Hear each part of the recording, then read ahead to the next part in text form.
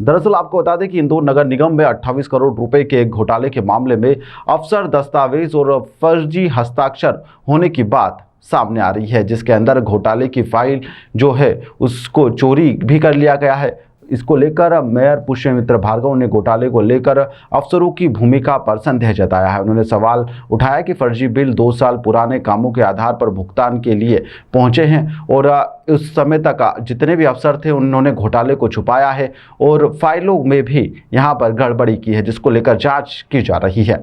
निगम के अकाउंटेंट विभाग में ड्रेनेज लाइनों में 28 करोड़ रुपए के बिल के भुगतान को लेकर लगाए गए थे, जिसको लेकर अफसरों पर शंका जाहिर की जा रही है। जिसके बाद 5 फर्मों के खिलाफ नगर निगम के अधीक्षक यंत्री सुनील गुप्ता ने प्रकरण दर्ज करवाया है। गुप्ता ने यहां पर इस घोटाले में फाइलें भी चोरी हो चुकी है, वहीं पर 5 ठेकेदारों का पता भी नहीं चल सका है।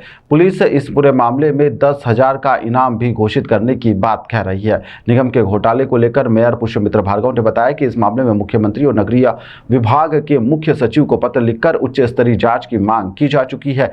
इस 5 फर्मों के अलावा नाला टेपिंग प्रोजेक्ट के तहत कामों की जांच भी होना चाहिए, क्योंकि इस प्रोजेक्ट में भी घोटाला हुआ होगा। वहीं पर 28 करोड़ रुपए के बिल तैयार हुए हैं, उसमें निगम के मेजरमेंट बुक का इस्तेमाल हुआ है। अफसर अपने हस्ताक्षर फर्जी बता रहे हैं, लेकिन बिल अकाउंटेंट विभाग तक पहुंचे कैसे, यह एक जांच का विषय है। मेयर ने कहा कि घोटाले में जो भी दोषी होगा उसे बख्शा नहीं जाएगा और पूरे मामले में निष्पक्ष रूप से जांच की जाएगी। लगातार अखबारों के माध्यम से और नगर निगम के द्वारा FIR कराने के बाद अवैध तरीके से बिल अकाउंट सेक्शन तक पहुंचाकर पैसे निकालने का जो घोटाला सामने आया है, उसमें मुझे लगता है सबसे बड़ी आवश्यकता आज इस बात की है कि 18-19 से लेकर 2022 तक का ये विषय जो सामने आया है, चूँकि प्रथम दृष्टया ऐसा लगता है कि बिना विभागों के लोगों के हस्तक्षेप के या मिलीभगत के ये होना संभव नहीं है।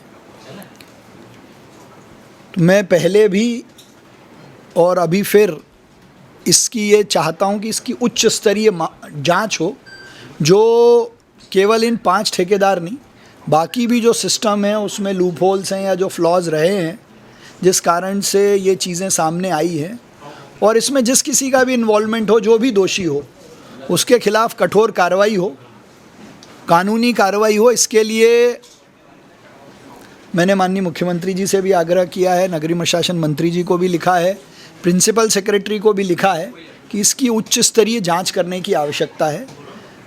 बड़े लंबे समय से नाला टेपिंग को लेकर भी कई सारे विषय सामने आते हैं, तो एक समग्र जांच उसकी और इसकी मिलाकर निष्पक्ष जांच होकर जो भी दोषी हों उन सब के खिलाफ इसमें कार्रवाई होनी चाहिए। जांच का दायरा आप क्या मानते हैं कि इस एजेंसी के थ्रू इसकी निष्पक्ष जांच होना चाहिए या आपके माध्यम से भी कोई कमेटी बना के जांच? नहीं, उच्च स्तरीय जांच कमेटी नगरीय प्रशासन विभाग भी बना सकता है।